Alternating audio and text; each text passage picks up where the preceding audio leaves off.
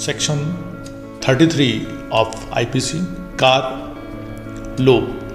कार्य शब्द कार्यावली का द्योतक उस प्रकार है जिस प्रकार एक कार्य का लोप शब्द लोपावली का द्योतक है, जिस प्रकार एक लोप का।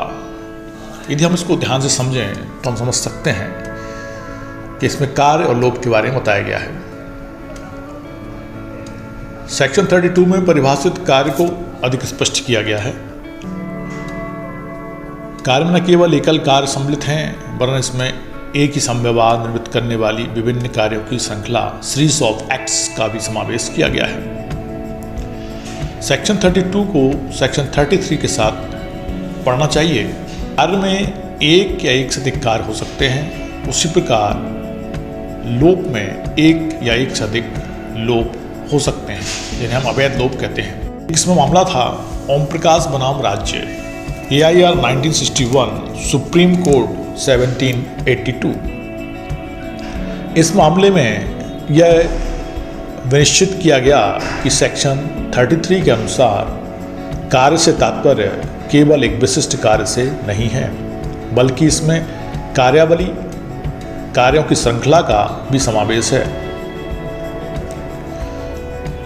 जहाँ पे कोई एक कार्य किया जा रहा है, बार बार किया जा रहा है, तो उनमें से एक दूसरे के निकटतम संबंध हो तो उन्हें एक दूसरे से पृथक नहीं किया जाएगा, और एक को कारित करने का आशय दूसरे से भिन्न माना जाएगा। इसको हम यदि एक एग्जाम्पल से समझें, जहां एक व्यक्ति ने किसी व्यक्ति को 10 तमाचे जड़े हों, मतलब 10 बार उसको 10 थप्पड़ मार दिए हों, तो वह इन 10 तमाचों के लिए अलग अलग दंडित नहीं किया जाएगा, क्योंकि इन सभी का जो आशय था एक ही होने के कारण दंड के हिसाब से देखें तो उन्हें एक ही कृत्य माना जाएगा। तो हमने देखा सेक्शन 33 जो कार्य और लोप के बारे में बताता है। कार्य जो किया जाता है, लोप जो किया जाता है, चाहे कार्य कितने भी किए जाएं, लोप चाहे कितने भी किए जाएं। ये कार्य और लोप के बारे में सेक्शन 33 बताता है। जहाँ भी इसका उपयोग किया जाएगा तो सेक्शन 33 के आधार पर, एक्ट एंड ओमिशन के आधार पर इसका वर्णन समझा जाएगा। नाउ सेक्शन 33 के बाद हम देखते हैं सेक्शन 34। सामान्य आशय को अग्रसर करने में कई व्यक्तियों द्वारा किए गए कार्य, जबकि कोई आपराधिक कार्य कई व्यक्तियों द्वारा अपने सबके सामान्य आशय को अग्रसर करने में किया जाता है, तब ऐसे व्यक्तियों में से हर व्यक्ति उस कार्य के लिए उसी प्रकार दायित्व के अधीन है मानो वह कार्य अकेले उसी ने किया हो। सामान्य रूप से हम समझ लें इसको कि बहुत सारे व्यक्ति कोई काम करने को जाते हैं, उन सबके मन में आशय उस काम को करने का है, तो हर एक व्यक्ति ऐसा समझा जाएगा कि मानो वह कार्य उसी ने किया है, और प्रत्येक को उसी दंड से दंडित किया जाएगा जिस कार्य के लिए वो तैयार हुए थे। देखा जाए तो भारतीय दंड संहिता की धारा 34 से 38 संयुक्त रूप से कारित अपराधों में संयुक्त दायित्व के निर्धारण से संबंधित हैं। इन धाराओं में उन अपराधियों को जो संयुक्त रूप से अपराध करने हेतु सामान्य आशय से एकत्र हुए हैं, दंडित करने संबंधी सिद्धांत का उल्लेख है, जो इस प्रकार है। नंबर 1, सामान्य आशय को करने हेतु अनेक व्यक्तियों द्वारा किया गया आपराधिक कार्य, कृत्य सेक्शन 34। सेकंड है आपराधिक ज्ञान या आशय से किया गया कार्य, धारा 35 व धारा 36। थर्ड है अपराध माने जाने वाले कार्य में सहयोग, सेक्शन 37।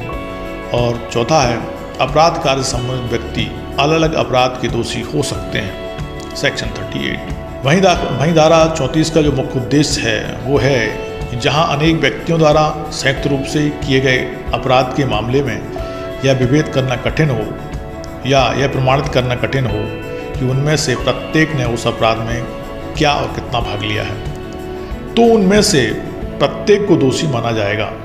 ऐसे सामान्य आशय वाले प्रकरणों में प्रत्येक को दोषी माने जाने का कारण यह है कि सह अपराधियों की उपस्थिति से वास्तव में अपराध करने वाले व्यक्ति को प्रोत्साहन, उत्तेजना और संरक्षण प्राप्त होता है। इसको यदि एक एग्जाम्पल से समझें तो हम ऐसे समझ सकते हैं कि 4 लोग मिलके कहीं चोरी करने के लिए जाते हैं।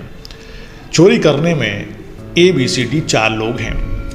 A घर के अंदर प्रवेश करता है, B हथियार को संभाल रहा है, C सेंधमारी करके आया है और D दरवाजे पे खड़ा है या कहीं दूर खड़ा है। सबका एक्टिविटी कुछ ना कुछ है और सब कुछ ना कुछ करेंगे और सबका उद्देश्य चोरी करना है, बाद में मिले हुए धन को आपस में बांटना है। तो ये सामान्य आशय उन सबका एक हो गया, भले ही कार्य अलग अलग हैं। तो परिणाम स्वरूप चोरी यदि होती है या चोरी का प्रयत्न भी होता है तो दंड सभी को ऐसे मिलेगा जैसे कि प्रत्येक ने वह अपराध किया है। इसमें एक केस है महेश तथा अन्य बनाम मध्य प्रदेश राज्य, AIR 2012 सुप्रीम कोर्ट 2172। इस बाद में उच्चतम न्यायालय ने धारा 34 के संदर्भ में एक बार पुनः स्पष्ट किया कि इस धारा में आपराधिक विधि के अंतर्गत अन्वयक दायित्व कंस्ट्रक्टिव लायबिलिटी के सिद्धांत को समाविष्ट किया गया है, जिसके अनुसार जहां 2 या अधिक व्यक्ति कोई अपराध कृत्य संयुक्त रूप से सामान्य आशय सहित करते हैं तो यह माना जाएगा कि उनमें से प्रत्येक व्यक्ति ने यह कृत्य वैयक्तिक रूप से किया है, भले ही वास्तव में वह कृत्य उनमें से एक या कुछ व्यक्तियों ने ही कारित किया हो और उसमें सभी सक्रिय रूप से शामिल ना रहे हों। एक और मामला था गिरजा शंकर बनाम उत्तर प्रदेश राज्य 2004 सुप्रीम कोर्ट 876 के बाद में सामान्य आशय संबंधी धारा 34 को अधिनियमित करने का प्रयोजन स्पष्ट किया गया है। इसके अनुसार भारतीय दंड संहिता में धारा 34 का अधिनियमन आपराधिक कृत्य करने में संयुक्त दायित्व के सिद्धांत पर आधारित है। यह धारा केवल साक्ष्य का नियम है, अतः किसी मौलिक अपराध का सृजन नहीं करती, अपने आप में यह अपराध नहीं है। इसकी महत्वपूर्ण विशेषता आपराधिक कृत्य में भागीदारी का तत्व है। जब अनेक व्यक्तियों द्वारा कोई आपराधिक कृत्य किया जाता है तो उस दौरान किसी अन्य अभियुक्त द्वारा कारित अपराध के लिए धारा 34 के अधीन किसी दूसरे अभियुक्त का दायित्व उस स्थिति में उत्पन्न होता है। धारा 34 के अंतर्गत सामान्य आशय के आवश्यक तत्वों को हम देख लेते हैं। IPC की सेक्शन 34 के अनुसार संयुक्त दायित्व के लिए सामान्य आशय होना आवश्यक है। सामान्य आशय के लिए निम्नलिखित तत्वों का होना आवश्यक है। नंबर 1, कोई आपराधिक कार्य घटित हुआ हो। नंबर 2, वह कार्य एक से अधिक व्यक्तियों द्वारा किया गया हो। नंबर 3, उस कार्य में लगे सभी व्यक्तियों का सामान्य आशय हो तथा वह कार्य उन व्यक्तियों के सामान्य आशय को अग्रसर किए जाने हेतु किया गया हो। ये 4 इंपॉर्टेंट फैक्टर हैं जो एसेंशियल एलिमेंट्स हैं सामान्य आशय के, कॉमन इंटेंशन के। वो ये हैं कि आपराधिक कार्य घटित होना चाहिए एक तो, दूसरा कार्य एक से अधिक व्यक्तियों द्वारा किया गया हो, तभी तो हम सामान्य आशय की बात करेंगे कि लोगों के मन मिले। तीसरा, उस कार्य में लगे सभी व्यक्तियों का सामान्य आशय हो, मतलब उनका एक ही इंटेंशन हो, एक ही कार्य करना चाह रहे हों। और चौथा है वह कार्य उन व्यक्तियों के सामान्य आशय के अवसर में किए जाने हेतु किया गया हो, मतलब उन सब ने जो सोचा था उसको सोच के अनुसार वो काम करते हैं, सभी व्यक्ति काम करते हैं और एक से अधिक व्यक्ति हैं और कार्य जो है आपराधिक घटित रूप से हो रहा है। तो ये सामान्य आशय को अग्रसर करने में 4 इंपॉर्टेंट फैक्टर हैं जिनके बारे में हमने देखा। वहीं साथ में हम ये भी जानते हैं कि सेक्शन 34 कोई अपराध सृजित नहीं करती है, बल्कि यह साक्ष्य का नियम मात्र है।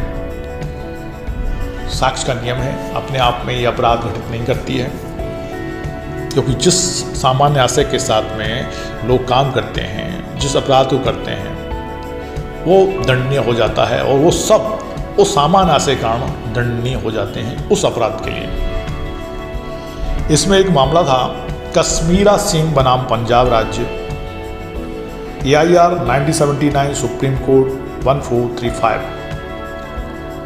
के मामले में 3 अभियुक्तों को धारा 302/34 के अंतर्गत हत्या के लिए सिद्ध दोष किया गया, क्योंकि साक्ष्य के आधार पर यह निर्विवाद रूप से साबित हो चुका था कि तीनों अभियुक्तों ने मृतक जोगिंदर सिंह की हत्या कारित करने की पूर्व योजना बनाई थी तथा इस हेतु वे तीनों हथियारों से लैस होकर एक साथ घटनास्थल पर आए तथा इनमें से एक ने मृतक पर गोली से वार किया था। सुप्रीम कोर्ट ने अभी कथन किया कि धारा 34 लागू किए जाने का इससे बढ़िया कोई अन्य मामला उद्धृत नहीं किया जा सकता। मतलब सीधी बात है, यहाँ सामान्य आशय तीनों का उसको मारना था।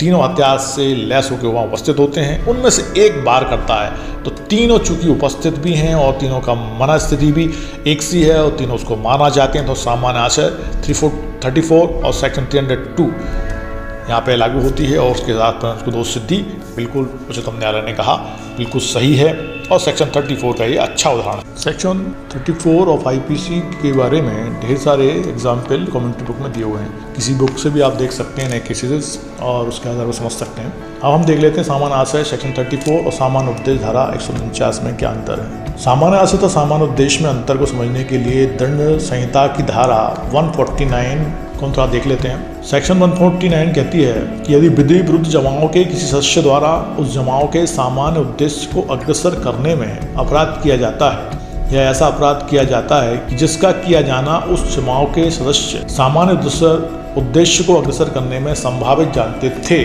तो प्रत्येक व्यक्ति जो अपराध के समय उस जमाओं का सदस्य है उस अपराध का दोषी होगा।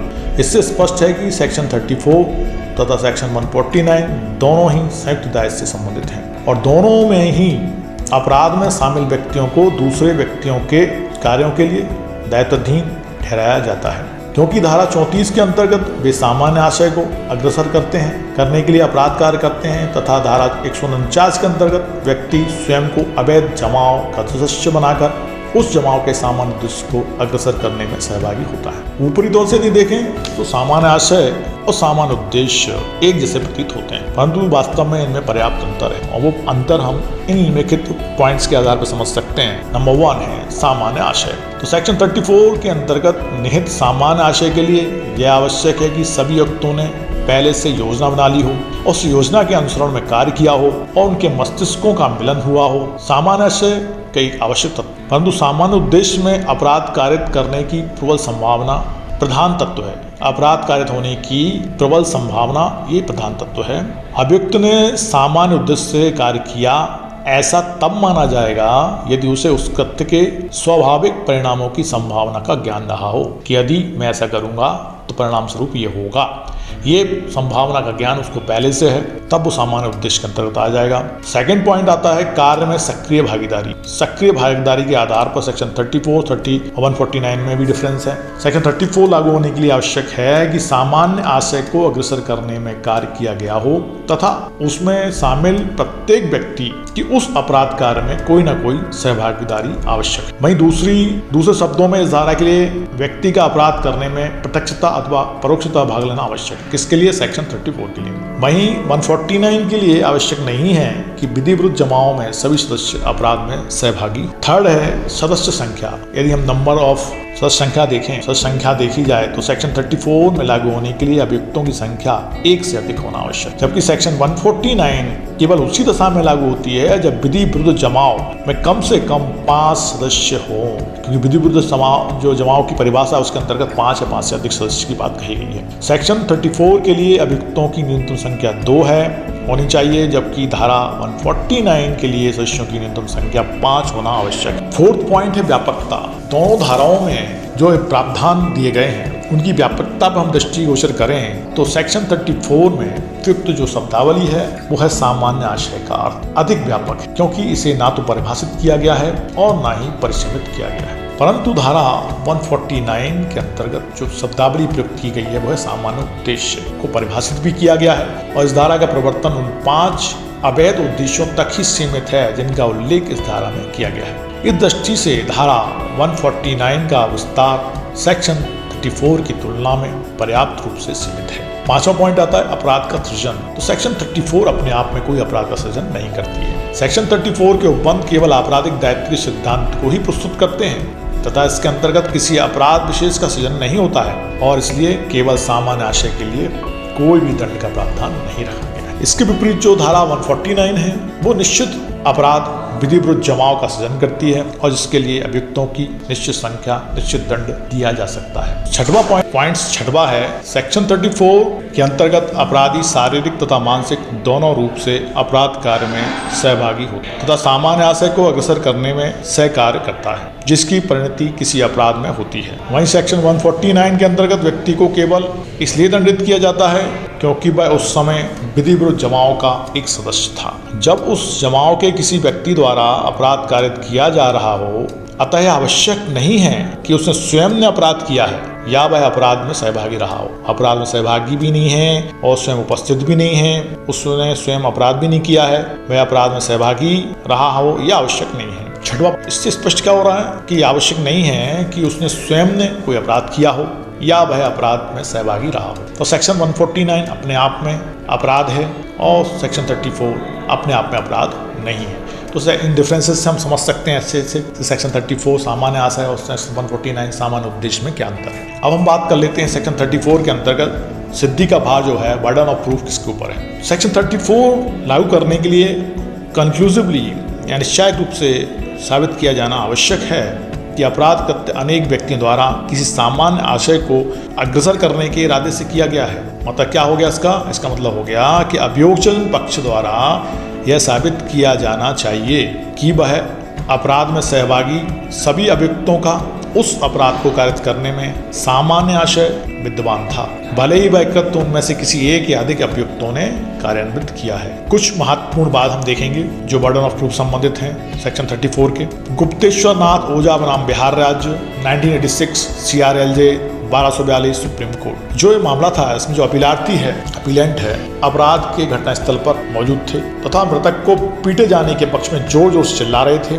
परंतु पीटने के कृत्य में उनकी कोई भागीदारी नहीं। वे अन्य व्यक्तियों को मृतक पर हमला करने के लिए निर्देश दे रहे थे। उच्चतम न्यायालय द्वारा ऐसे अपीलार्थियों का धारा 34 के अंतर्गत सामान्य आशय में शामिल होना माना गया तथा निश्चित किया गया कि इस मामले के तथ्यों तथा परिस्थितियों को देखते हुए यह परोक्षतः निर्विवाद रूप से सिद्ध हो जाता है कि उनका कथित अपराध कृत्य में सामान्य आशय विद्यमान था, भले ही वह कृत्य किसी एक या अन्य व्यक्ति द्वारा किया जा रहा था। दूसरा मामला है कृष्णा बनाम महाराष्ट्र राज्य AIR 1963 सुप्रीम कोर्ट 1413 के मामले में 4 अभियुक्तों के विरुद्ध हत्या का आरोप था। इनमें से 3 को दोष मुक्त कर दिया गया तथा केवल चौथे को उच्च न्यायालय ने हत्या के अपराध के लिए धारा 302/34 भारतीय दंड संहिता के अंतर्गत सिद्ध दोष ठहराया। अपील में उच्चतम न्यायालय ने बंबई उच्च न्यायालय के निर्णय को त्रुटिपूर्ण ठहराते हुए निश्चित किया 4 में से 3 अभियुक्तों को